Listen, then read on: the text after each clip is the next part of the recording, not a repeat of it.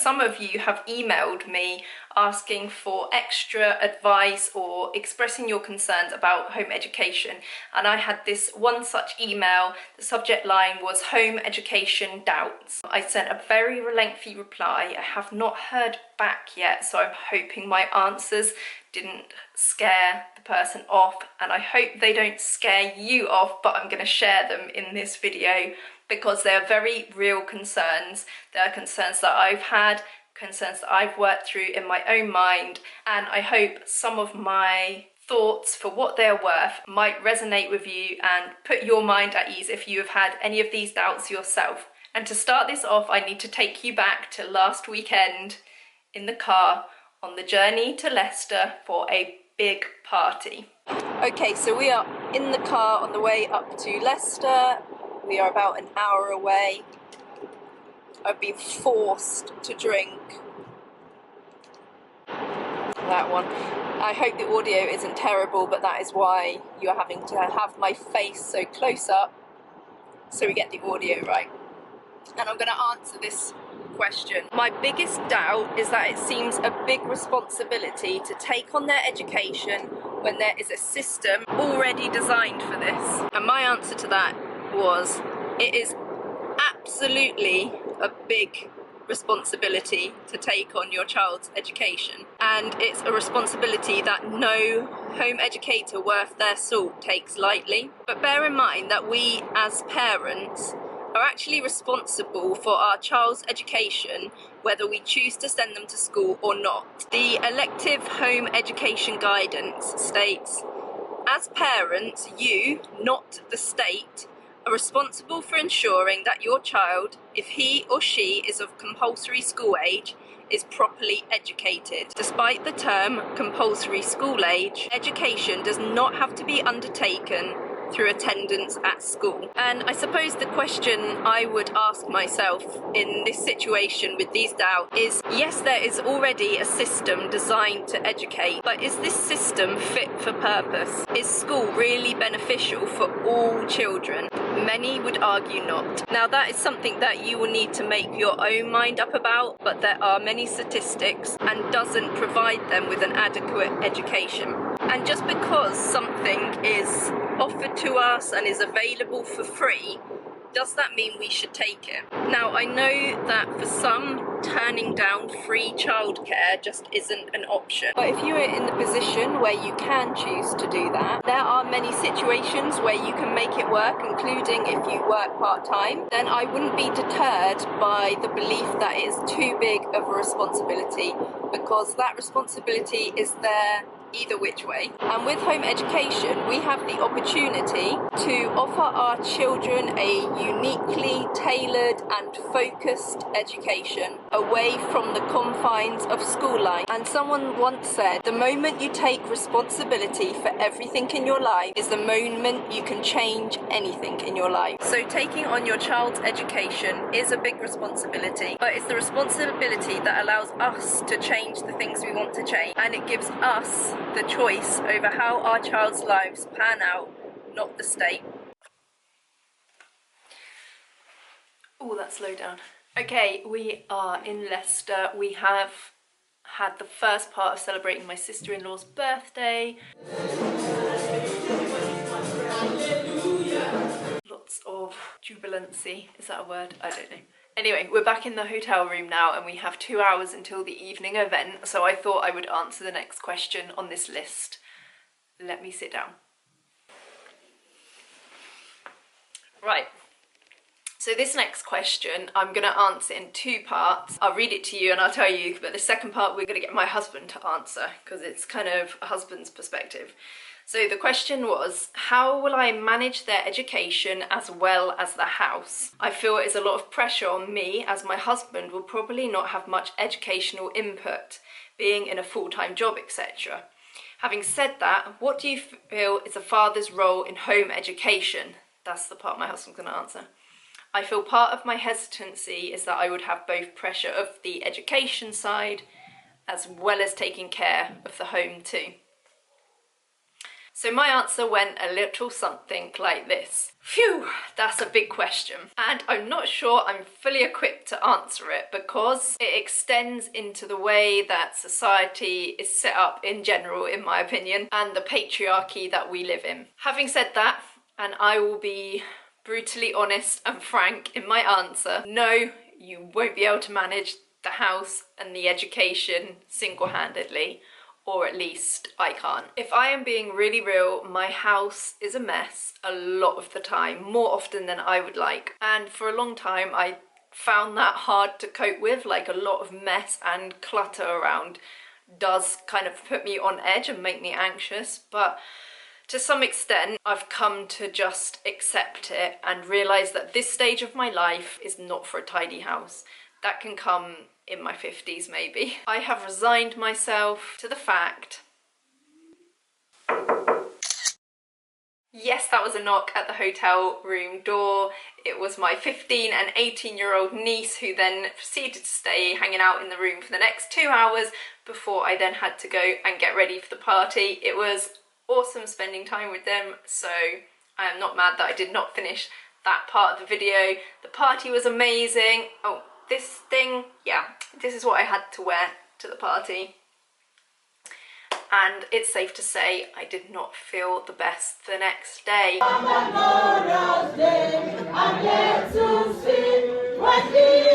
So we are back home. It is several days later. We move on with the rest of the video. And what I've been trying to say is that I have resigned myself to the fact that my house is probably not gonna look the way I want it to for a while. I am trying to give my kids a full-time education whilst also trying to bring in a little bit of extra money to help us survive financially. So something has to give, and for us that has been the house looks like a mess a lot. And that is a sacrifice that I'm willing to make to give my children the life that I feel is best for them. In regards to running the house, I'll add as well that one of the bonuses of not having to spend all that time doing the school run means that I'm able to make my kids freshly prepared food from scratch every day, pretty much, almost. Sometimes they have the frozen stuff. I'm only human. And honestly, I don't know how people manage to do that otherwise, and I'm sure there are plenty of you that do, but I don't feel like personally I would have the time to put that preparation into food that I have now. Like, our society is not set up for feeding our kids a healthy diet, in my opinion. Ultra processed food is rife because it is quick and convenient, and most modern families have no time to put into that level of food prep. And I promised you I was gonna, back in the hotel room, my husband was going to give his perspective on a father's role in education. So I will film that later tonight, and it will be at the end of the video if you're interested in that perspective. Okay, did I just squash the fascinator? No, we're okay. Phew, I'd have been in trouble. Okay, going on to the next question. Let me read it to you. Societal pressure. For this, I know I must convince myself before defending our decision to family and friends. We've all been there, right? Yes, another very real concern, and something that many home educators face, like probably the majority. I'm quite lucky in that my family, if not supportive, have just not commented, but for the most part have been supportive. We get the odd look of shock and horror, but mostly people have kept the comments to themselves. Many people are not so lucky with their families, and indeed you must first convince yourself in order to be able to convince anyone else. And I'll just add to this off the top of my head, which I didn't add in the email, is that don't feel like you need to convince anyone else. Like, if you've convinced yourself and you are happy with your decision, I know it's hard, but sometimes you have to just let people have their opinions and not be happy about it. It's not your job to have to convince anyone else. Like, maybe you can point them in directions of things they could read up on, etc., but sometimes they're just not going to listen, and it's not your job or responsibility to convince them. There are many myths around home education, and almost all of them are untrue. For example, yes, home ed kids do socialise a lot if they want to. Yes, home ed kids can sit exams if they want to. Yes, home ed kids can turn out to be fully functioning members of society, unlike a lot of us who have been through the school system. No, you do not need to be a qualified teacher to home educate. So yes, you will feel pressure from society. I've been there many times, and there will be times when you feel like you are the only weird one making this decision, and thus it must not be normal. But the more fellow home educators that you meet on your journey, then the more normal it will start to feel. And the more you look into it, the more abnormal school will start to seem. Once you see it, you can't unsee it. Next question. Will the children lose out on practical things such as experiments at school, school trips, and competitions/assemblies? School trips? No, there are always chances to go on school trips and workshops as home educating families. Most museums, theme parks, galleries, etc. that offer school trips will also offer home education trips at a discounted rate. And if they don't advertise specific home education days on their website, you can always contact them, and if they offer a school trip, it's likely they will offer a group discount for home educators as well. Or you can educate them on the fact that they should be offering that. Just last week, in fact, we had a clay workshop at a local city art gallery, which I mentioned about on my community page. We have been to a big local zoo this month on a home educator rate. And over the last couple of years, we have been on a ton of museum trips and other days out as home educators. Now, the real task is deciding what to turn down, because there are so many things going on. Competitions/assemblies. Yes, they will likely not attend these unless you choose to set something up or someone else in your local area has set up something. And in my personal opinion, there is an excess of competition in schools, and I don't think that is a good thing. Why are our children constantly set in competition with each other and told that to succeed in life they must beat other people to certain opportunities? If I've been raised on a diet of hockey and spelling bees and which row is quietest and can go to lunch fastest and who's going to get the prize for the best essay, of course I don't trust anyone. It's not because there's something wrong with me, it's because adults keep making me try to beat my friends. The problem is with the structure that sets kids against each other. When is that ever likely to be beneficial psychologically or interpersonally? I look around as an adult and I see all of my friends succeeding, and it's amazing, and it's not at my expense. Experiments,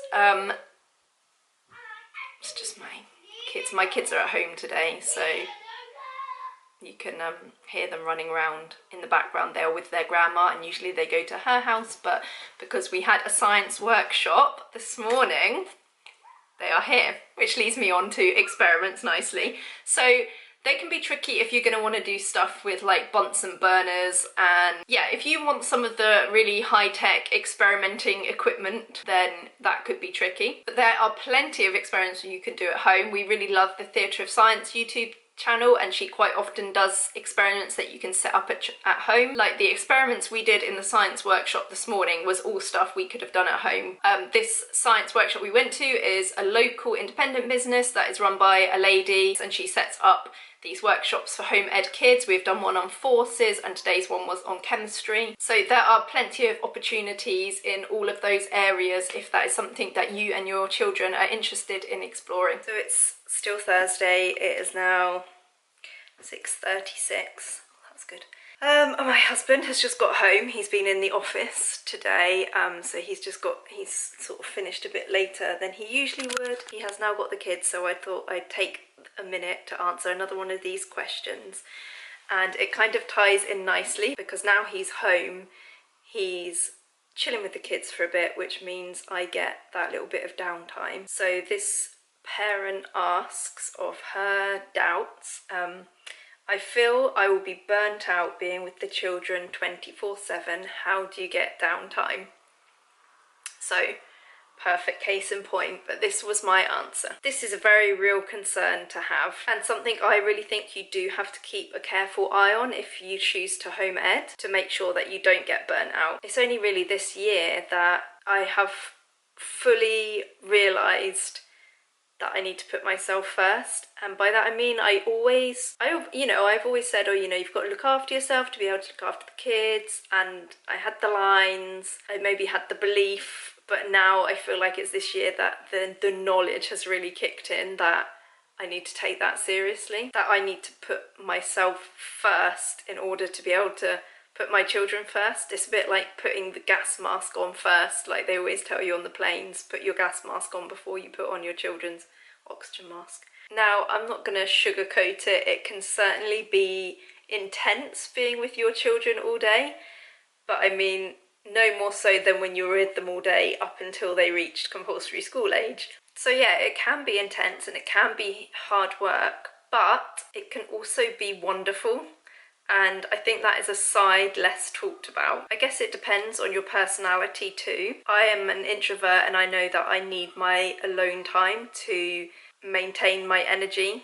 I am really so lucky that I have my mum not only around but super involved in my children's lives. So Thursdays have actually become grandma day in our week, and I am 100% confident that they learn more spending the day with her and having that 1-on-3 focus than they would a day in school. Also, my husband is very good at giving me opportunities to have some alone time. So in the evenings when he gets back from work, even if it's like 20 minutes just to sit in a quiet room and recharge and talk to you guys. Then the same on the weekends.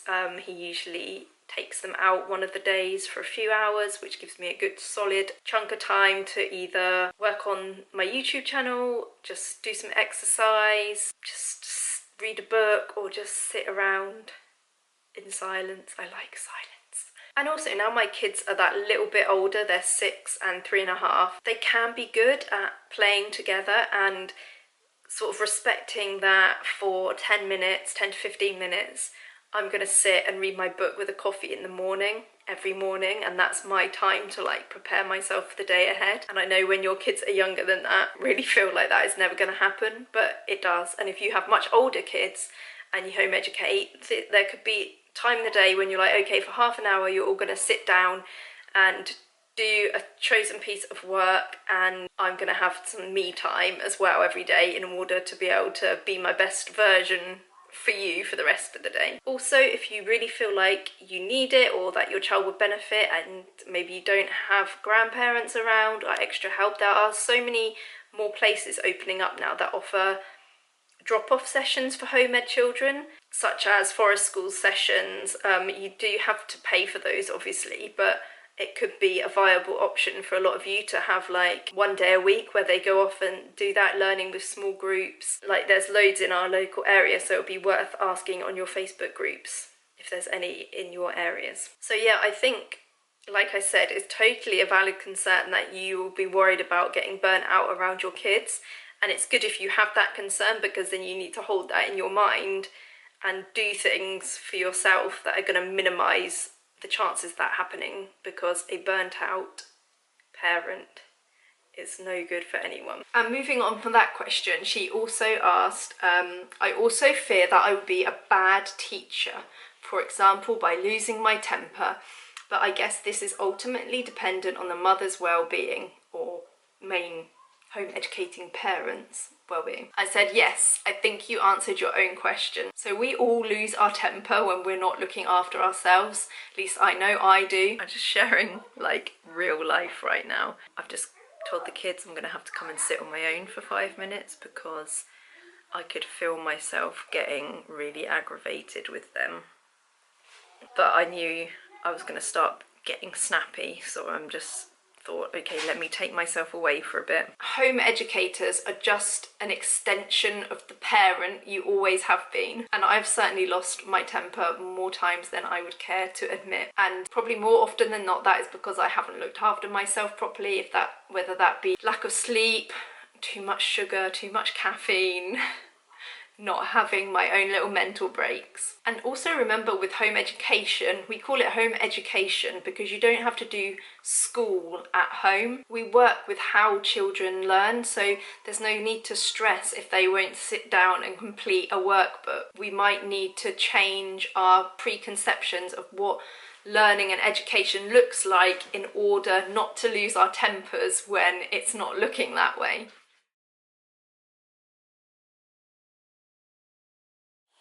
I'm going to answer that in two parts. The first one being from a family perspective, and the second from more financial aspects. I think from a family perspective, help bring balance. What do I mean? When, the primary home educator, in this case my wife, is stressed. As a father, it's almost it as your duty to calm the waters, like, yeah, okay, you can have a rest, I'll take care of this. Or just be like, okay, don't worry about anything, kids, let's go. And that switch, you want to be able to make that switch so seamless.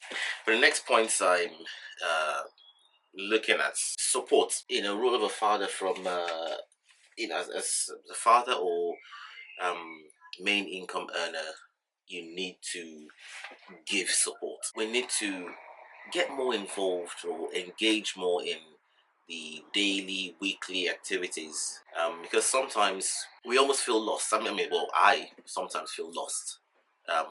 Like, oh, what's happening? When is this happening? Why is that happening? And I haven't got I'm sort of looking for a gauge on, what progress is being made. But that's just me. That's how, that's how I feel. It could be different for other people. The other thing is having your own thing, doing your own thing. And for me, that there's an app, a learning application, which I registered for. And we spent a good few hours going through it. And for me, that helps me understand, or helps me process the fact that, yes, I am doing my part to contribute to their education. But as fathers, we need to show that, we do teach. We're not just there to provide, income and put food on the table. Actually, I'm putting dinner on the table tonight. Yeah, some egusi soup and eba, which the kids love. One of the best ways, I think, to alleviate these sort of doubts that you have in your mind is to make sure you know your core reasons for why you're choosing to home educate. You might want to write these down, but at least really think, why do I want to do this? What do I hope to achieve? What do I hope to avoid by home educating?